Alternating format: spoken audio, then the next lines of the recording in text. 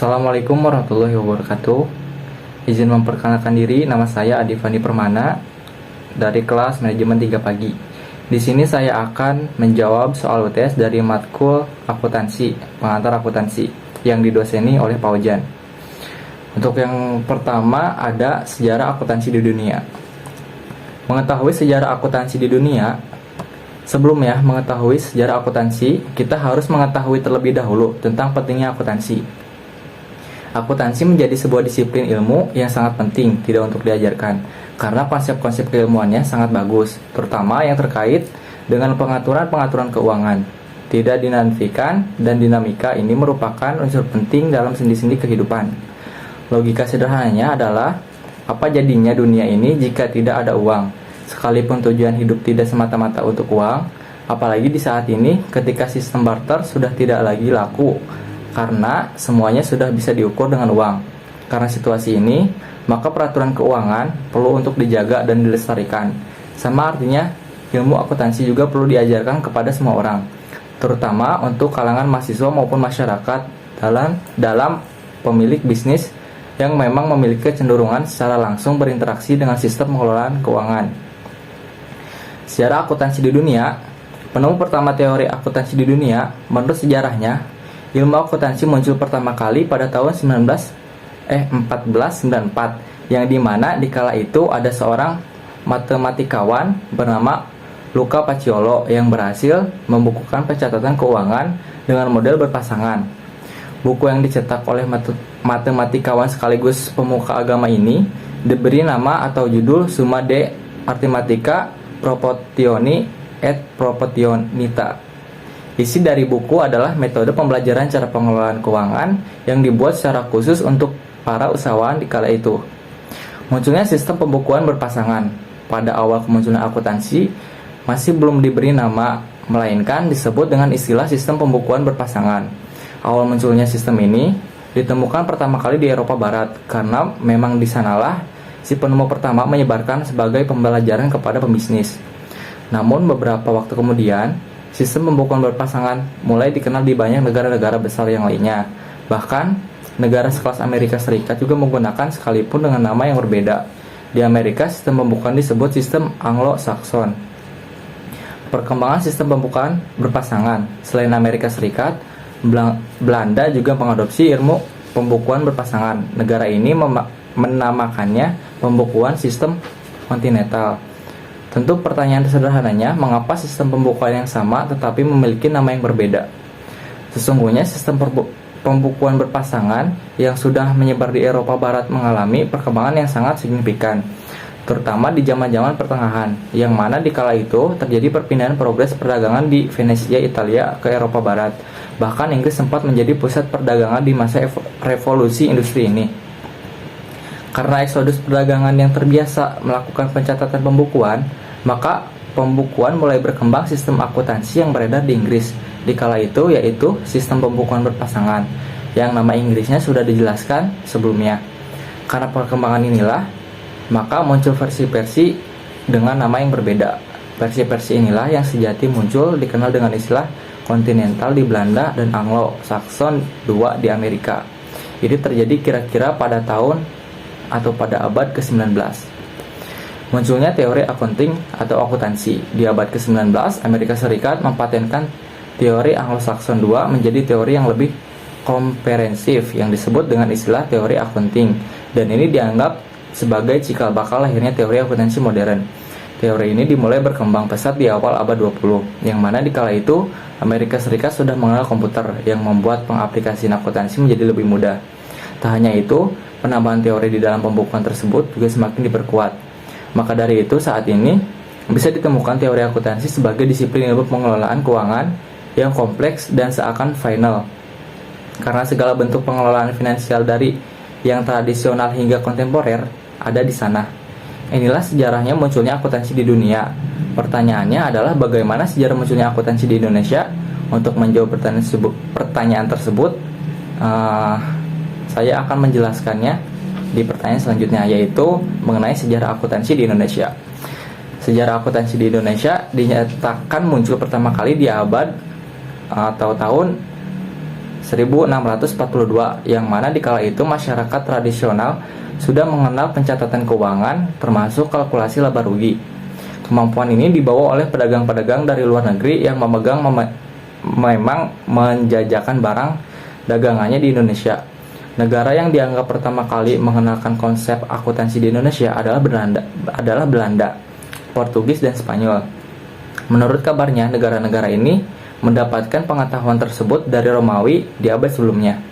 Akuntansi mulai diterapkan di Indonesia, sekalipun sudah lama masyarakat mengenal sistem pencatatan keuangan karena banyak belajar dari pedagang. Tetapi ilmu ini benar-benar diterapkan pada tahun 1642. Bahkan dari bukti-bukti sejarah yang ditemukan, ternyata akuntansi pertama kali digunakan di Indonesia pada tahun 1747. Namun teori ini masih dilaksanakan secara parsial saja. Bahkan dianggap teori akuntansi yang dipakai tidak terlalu utuh dan jelas. Pada tahun 1870, akuntansi mulai dijalankan dengan lebih serius pasca dihapuskannya PP Tanam Paksa. Ketika peraturan tersebut dihapuskan, maka banyak sekali investor asing, terutama Belanda, yang menanamkan modalnya di Indonesia. Maka dari itu, demi keteraturan finansial, teori akuntansi pun mulai digunakan di tanah air. Nah, sejak saat itu, teori akuntansi mulai berkembang di Indonesia. Bahkan pada tahun 1952, perguruan tinggi mulai mengajarkan kepada mahasiswa, yang mana di kala itu masih satu universitas yang mengampu, yaitu Universitas Indonesia atau UI. Pada tanggal 17 Oktober 1957, Ikatan Akuntan Indonesia atau IAI resmi didirikan di Aula Universitas Indonesia untuk mewadahi dan membimbing perkembangan akuntansi serta mempertinggi mutu pendidikan akuntan. Sekalipun demikian dalam perkembangannya, mulai banyak universitas lain yang juga mampu disiplin ilmu akuntansi, baik kampus negeri maupun yang masih berstatus perguruan tinggi swasta. Selanjutnya, sejarah pemberian gelar akuntan di Indonesia. Sudah dijelaskan sebelumnya kalau perkembangan ilmu akuntansi di Indonesia sudah semakin pesat. Bahkan beberapa kampus sudah mulai mengajarkan saat ini dan dipelopori oleh Universitas Indonesia atau UI. Pertanyaannya adalah, kapan gelar akuntan pertama disematkan pada personal?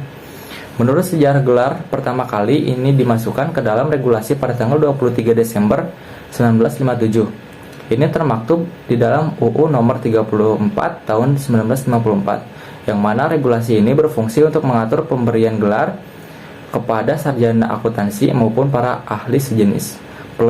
Perlu diketahui, di kala itu yang menurunkan regulasi tersebut bukanlah pemerintah, melainkan Ikatan Akuntan Indonesia atau IAI. Organisasi inilah yang dalam perkembangan selanjutnya berhasil menjaga semua aturan akuntansi di Indonesia tetap dilakukan dan dijaga entitas keilmuannya. Bahkan dalam perkembangannya, organisasi ini juga membuka dua organisasi baru yang disebut Seleksi Akuntan Publik. Ini dibuat pada tahun 1978. Sedangkan organisasi yang kedua adalah Seksi Akuntan Pendidikan yang dirilis pada tahun 1980. Itulah penjelasan singkat tentang bagaimana sejarah akuntansi di dunia maupun di Indonesia. Semoga bisa menjadi tambahan dan semakin tertarik untuk mempelajarinya. Nah, untuk selanjutnya di pertanyaan ketiga, sebutkan dan jelaskan bidang keilmuan dan lapangan pekerjaan untuk akuntansi. Yang pertama ada bidang akuntansi peranggaran atau budgeting. Peranggaran merupakan bidang akuntansi yang menyusun anggaran baik pendapatan maupun biaya. Anggaran merupakan pedoman bagi perusahaan, perorangan, atau pemerintah dalam melakukan kegiatan finansialnya di masa yang akan datang. Bidang ini berhubungan dengan penyusunan rencana keuangan yang terkait dengan kegiatan perusahaan untuk jangka waktu tertentu di masa yang akan datang, serta analisis dan pengawasannya. Anggaran dapat dikatakan juga sebagai saran untuk menjabarkan tujuan perusahaan. Anggaran berisi rencana kegiatan yang akan dilaksanakan, serta nilai uangnya di masa akan datang. Yang kedua, ada akuntansi pemerintahan atau governmental accounting. Akuntansi pemerintahan merupakan bidang akuntansi keuangan yang diterapkan di lembaga pemerintahan. Akuntansi pemerintahan ini bertujuan untuk menyajikan sebuah laporan keuangan, pengendalian, dan pengawasan keuangan negara. Akuntansi pemerintahan diharapkan dapat mengatur administrasi keuangan negara dengan baik. Bidang ini mengkhususkan diri dalam pencatatan dan pelaporan transaksi-transaksi di badan pemerintahan. Untuk yang ketiga ada sistem akuntansi atau accounting system. Sistem akuntansi merupakan bidang akuntansi yang melaksanakan kegiatan dengan merancang cara melakukan pencatatan akuntansi agar aman, efektif, dan efisien. Mulai dari organisasi dokumen sampai menyusun prosedur pencatatannya. Untuk yang keempat ada akuntansi anggaran atau budgetary accounting. Akuntansi anggaran keuangan adalah jenis akuntansi yang kegiatannya berhubungan dengan pengumpulan dan pengolahan data operasi keuangan yang sudah terjadi, serta taksiran kemungkinan yang akan terjadi untuk kepentingan penetapan rencana operasi keuangan perusahaan atau anggaran dalam suatu periode tertentu. Untuk yang kelima, ada akuntansi perbankan. Mengingatkan pengertian akuntansi sebagai proses pencatatan, pengklasifikasian, penganalisaan, serta penafsiran data keuangan, maka secara umum dapat diketahui bahwa akuntansi perbankan adalah proses akuntansi bank yang juga meliputi pencatatan, pengklasifikasian, penganalisaan, penafsiran data keuangan bank yang dilakukan secara sistematis guna memenuhi kebutuhan pihak yang berkepentingan baik internal maupun eksternal. Untuk yang keenam ada akuntansi internasional atau akuntansi internasional merupakan suatu standar tunggal pelaporan akuntansi yang memberikan tekanan pada penilaian atau revaluation profesional dengan disclosure yang jelas dan transparan mengenai substansi ekonomis transaksi, penjelasan hingga mencapai kesimpulan tertentu dengan standar akuntansi regulasi atau aturan yang mengatur penyusunan laporan keuangan. Sedangkan proses penyusunan atau formasi standar akuntansi disebut dengan penetapan standar. Nah, untuk soal selanjutnya, sebutkan dan jelaskan pihak-pihak yang berkepentingan terhadap informasi akuntansi. Nah, siapa saja sih yang disebut sebagai pemakai informasi akuntansi? Filsuf asal Perancis menyebutkan bahwa akuntansi adalah proses identifikasi, pengukuran, dan pelaporan suatu informasi terkait ekonomi. Informasi tersebut kemudian dapat mempengaruhi pengambilan keputusan oleh manajer, investor, dan pihak-pihak otoritas terkait. Tapi, apakah hanya manajer dan investor saja yang dapat menggunakan informasi dari akuntan? Siapa lagi sih yang sebenarnya bergantung kepada informasi tersebut? Secara garis besar, ada dua pihak yang membutuhkan informasi akuntansi, yaitu pihak internal dan pihak eksternal. Keduanya dibedakan dari hubungannya dengan perusahaan.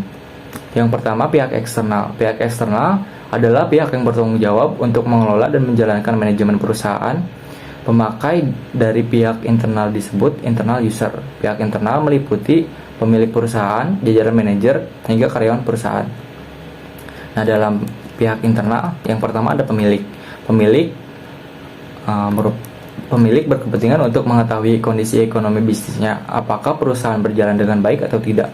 Laporan akuntansi dapat membantu pemilik memahami posisi keuangan, kondisi investasi, membandingkan rekening dengan periode sebelumnya, dan melihat prospek perusahaan di masa yang akan datang serta hasil yang memungkinkan untuk dicapai.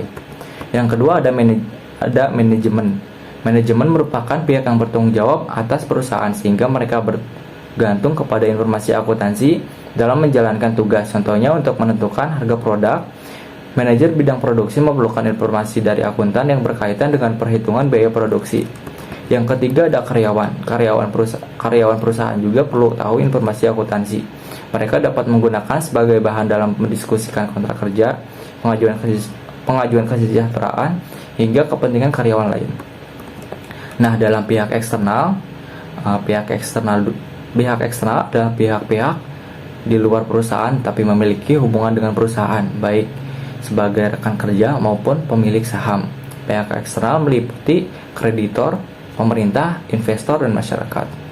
Nah, kreditor adalah pihak yang memberikan bantuan barang kredit maupun pinjaman kepada perusahaan seperti bank. Kreditor perlu tahu informasi keuangan perusahaan untuk menilai kemampuan perusahaan dalam mengembalikan pinjaman yang telah diberikan. Yang kedua ada pemerintah. Perusahaan tertentu memiliki pajak yang harus dibayar ke pemerintah. Karena itu, pemerintah sebagai pemungut pajak menggunakan informasi akuntansi untuk menghitung biaya pajak yang harus dibayar oleh perusahaan. Yang ketiga ada investor. Investor adalah pihak yang memiliki modal dan berpeluang untuk menanamkan ke perusahaannya. Oleh karenanya, investor menggunakan informasi keuangan perusahaan untuk melihat kemampuan dan prospek perusahaan di masa depan. Akuntansi juga memungkinkan investor untuk mengetahui keamanan investasi. Nah, yang terakhir dalam pihak eksternal ada masyarakat. Golongan masyarakat termasuk ke dalam konsumen dan mereka yang akan menjadi karyawan perusahaan. Sebagai konsumen, masyarakat menggunakan informasi akuntansi untuk mengevaluasi hubungan dagang atau usaha yang akan datang. Selain itu, lewat informasi akuntansi, masyarakat juga dapat melihat kontribusi perusahaan dalam skala perekonomian nasional dan perkembangan kesejahteraan perusahaan. Hal itu dapat dijadikan pertimbangan dalam melamar kerja. Nah, untuk soal yang kelima, sebutkan dan jelaskan siklus akuntansi perusahaan jasa. Nah, sebelum saya menyebutkannya dan menjelaskannya, alangkah baiknya kita tahu dulu apa itu pengertian dari siklus akuntansi. Pengertian siklus akuntansi merupakan usaha apapun yang menyediakan jasa atau menjual produk pastinya memiliki siklus akuntansi. Akuntansi adalah bagaimana sebuah usaha atau perusahaan melacak keuangannya. Walaupun perusahaan jasa dan barang menawarkan berbagai macam barang ke konsumen, keduanya wajib mengikuti sebuah prinsip akuntansi. Ini berarti bahwa persamaan akuntansi aset sama dengan liabilitas tambah ekuitas berlaku pada perusahaan tersebut. Akan tetapi, jenis barang dan jasa yang disediakan mempengaruhi bagaimana perusahaan menjalankan roda keuangan untuk biaya operasional dan pemasukan. Berikut siklus akuntansi. Siklus akuntansi perubahan jasa adalah sebuah usaha yang bergerak di bidang penyediaan pelayanan kepada pelanggan atau perusahaan lainnya. Contohnya sebuah firma akuntansi yang menyediakan jasa akuntansi untuk perorangan ataupun usaha lainnya. Sementara sebuah salon menawarkan potong rambut, styling, dan perawatan lainnya untuk pelanggannya. Sebuah perusahaan penyedia barang membeli perlengkapan secara grosir dan mengirimkannya kepada pelanggan. Sebuah butik membeli pernak-pernik pakaian dari sebuah perusahaan lain yang menyediakan barang khusus pakaian. Walaupun demikian, tidak menutup kemungkinan bagi perusahaan jasa memiliki persediaan barang. Salon bisa saja memiliki persediaan apabila salon tersebut juga menjual perawatan rambut, sampo, dan lainnya. Berikut adalah tahapan akuntansinya. Untuk perusahaan jasa umumnya, siklus akuntansi sama seperti pada umumnya. Transaksi dibukukan ke jurnal umum dan jumlahnya dimasukkan ke buku besar.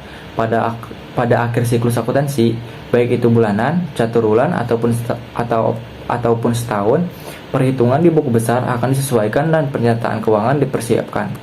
Setelah akun tutup periode, nantinya akan dibuka kembali setelah dilakukan penyesuaian. Nah, berikut adalah urutannya. Yang pertama adalah analisa transaksi. Di tahap ini, kita harus mengumpulkan semua data transaksi perusahaan jasa. Bentuk transaksi perusahaan jasa biasanya berupa pembelian asuransi, pembelian persediaan alat, biaya sewa, biaya iklan, dan biaya lainnya. Setelah semua terkumpul dan dianalisa, baru kita memasukkannya ke jurnal umum. Nah, langkah yang kedua adalah membuat jurnal umum. Pada tahapan membuat jurnal umum, semua transaksi sudah dianalisa dan bisa diposting ke buku besar. Untuk selanjutnya adalah memposting. Yang keempat ada menyiapkan raca lajur. Raca lajur berupa worksheet yang berisi informasi data keuangan tersusun dari jurnal umum. Kolom yang terbagi adalah nama akun, raca saldo, penyesuaian, raca saldo setelah disesuaikan, laba rugi, dan raca. Selanjutnya menyiapkan laporan keuangan. Jika sudah pada tahap ini, kita harus berhati-hati memasukkan data jurnal ke dalam laporan keuangan supaya tidak terjadi kesalahan perhitungan. Di dalam laporan keuangan akan berisi kolom debit dan kredit yang akan ditutup. Selanjutnya ada catatan jurnal penyesuaian dan jurnal penutup. Jurnal penyesuaian akan ditutup dan dimasukkan ke dalam jurnal penutup. Masih sama seperti kolom sebelumnya, akan terdapat kolom debit dan kredit dari laporan keuangan. Di akhir akan terlihat jelas kesimpulan pemasukan, yaitu jumlah debit yang akan ditutup. Selanjutnya, memposting jurnal penyesuaian dan jurnal penutup. Setelah semua debit dan kredit tercatat, maka kita harus memposting kedua jurnal penyesuaian dan jurnal penutup ke buku besar. Selanjutnya, menyiapkan raca saldo. Ini adalah tahapan terakhir dalam siklus akuntansi perusahaan jasa. Fungsi raca saldo adalah untuk memeriksa keseimbangan kolom debit dan kredit yang ada di buku besar dengan menghitung setiap saldo ada di dalamnya.